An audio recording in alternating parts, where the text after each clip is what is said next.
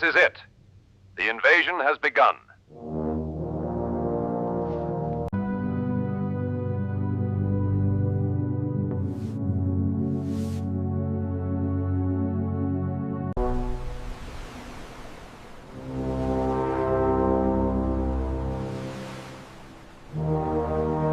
For the German defenders, it was their first lesson in American industrial mathematics.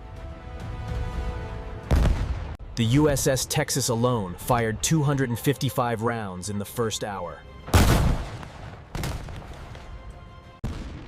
In 60 minutes, one ship had delivered 178 tons of high explosives. We had prepared to fight soldiers. We found ourselves fighting factories. Then came the second demonstration. Not dozens or hundreds, but thousands of aircraft. For every German plane in the air, there were 46 Allied aircraft.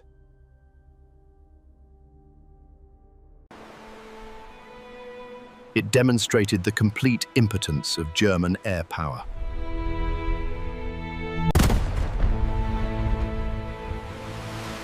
At Omaha, it initially seemed they might hold. I fired over 12,000 rounds that morning.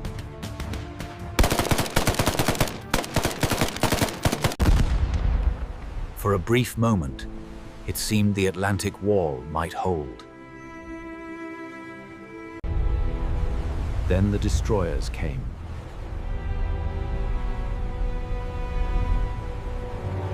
At such range, they couldn't miss.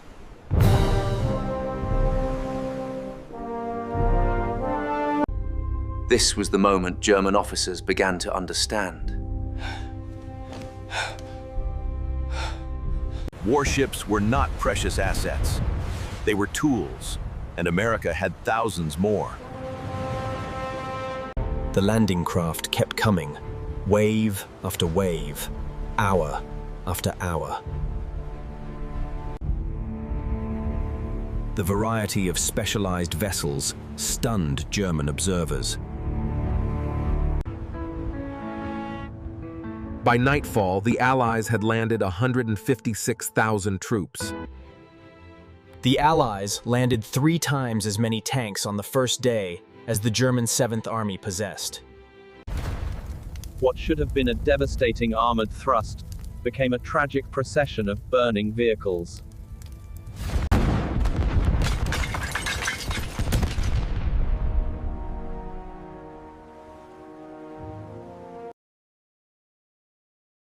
On June 7th, senior German officers refused to believe the photographs.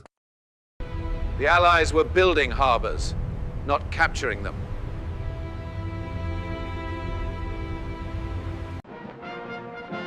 Within 2 weeks, the Mulberries handled 9,000 tons of supplies daily.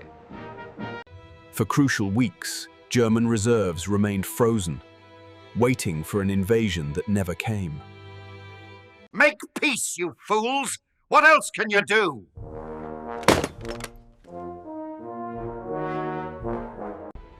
Within a month, he would be forced to commit suicide.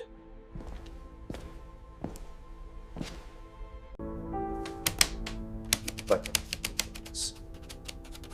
we were buried under an avalanche of material. Hitler went research on their tones. The battle for Caen demonstrated the futility of German resistance.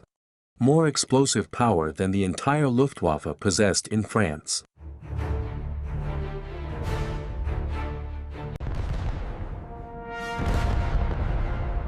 Operation Cobra was the final demonstration. My division has been annihilated! We are not fighting an army!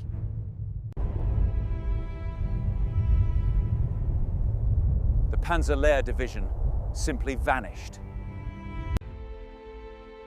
The Falaise Pocket became the graveyard of German forces in Normandy. 10,000 to 15,000 Germans killed. 40,000 to 50,000 captured. The German General Staff struggled to comprehend. They were not fighting a military campaign. By 1944, the Allied advantage in war production was approximately 5-1. We were not defeated. We were mathematically eliminated.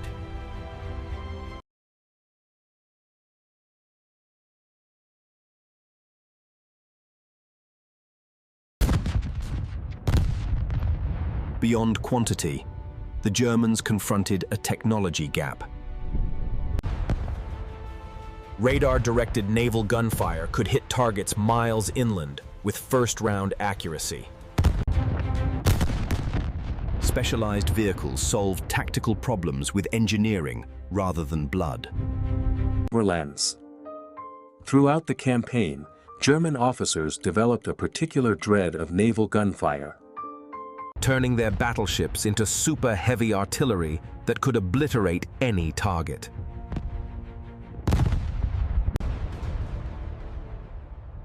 By July, German movement in daylight had become virtually impossible. Fighter bombers could strike any target within minutes.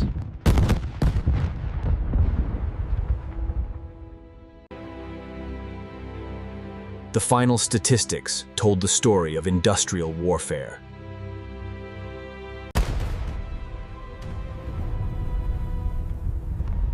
"40 German divisions destroyed. 10 years after D-Day, the survivors gathered. We learned in Normandy that war had changed fundamentally. We counted divisions while they counted factories. On the 40th anniversary of D-Day, Walter Ohmsen returned. 40 years ago, I stood here and saw the impossible. I knew in that moment that everything I had been told was wrong. Weak nations don't build 7,000 ships. Divided nations don't coordinate such an invasion. I fired my guns at that armada, and I might as well have been throwing stones at the tide. The real lesson is simpler. In modern war, the side that can produce the most wins. We learned that industrial capacity is military capacity. The sea of ships I saw that morning was not just an invasion fleet. It was American industrial might, made visible. The German officers witnessed the future of warfare. That image was the physical manifestation of democracy's latent power, unleashed. They had prepared for war. They met instead the full industrial capacity of the United States. They witnessed the end of war as they understood it. And the birth of something new. Industrial warfare on a scale that made their expertise obsolete. Their defeat was not military, but mathematical. It was a lesson written in steel. Across the waters of the English Channel.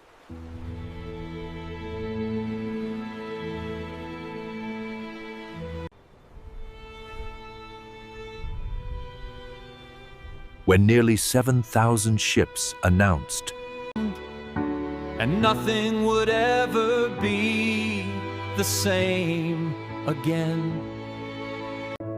The world was changed that day. The war of generals and tactics had given way to the war of factories and assembly lines.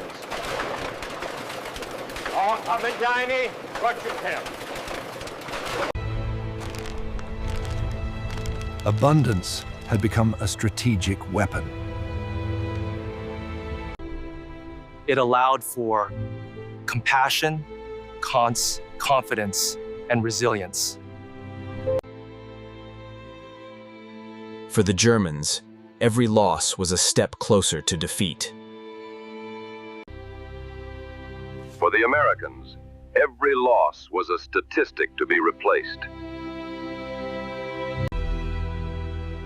They were not just planning a battle.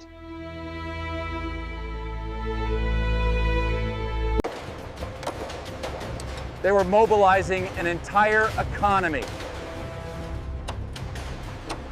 Germany fought with an army.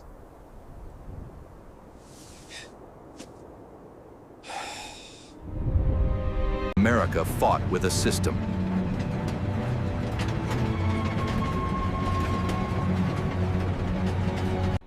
The lesson of Normandy reshaped the post-war world.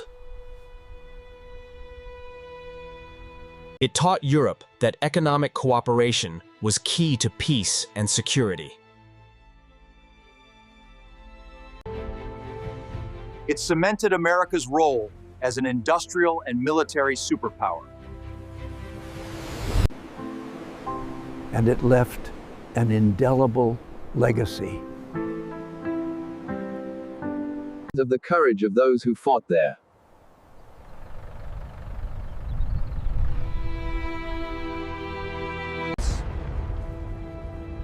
And of the brutal reality of industrial war.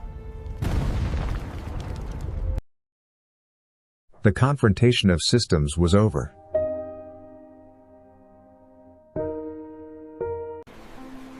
But the memory of that morning remained.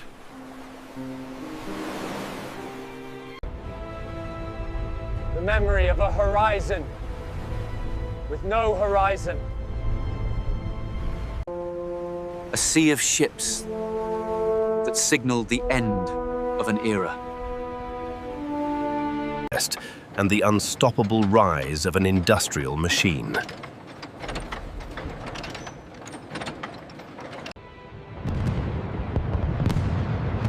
The officers who witnessed D-Day never forgot. They learned that in the warfare of the 20th century. Arithmetic always wins.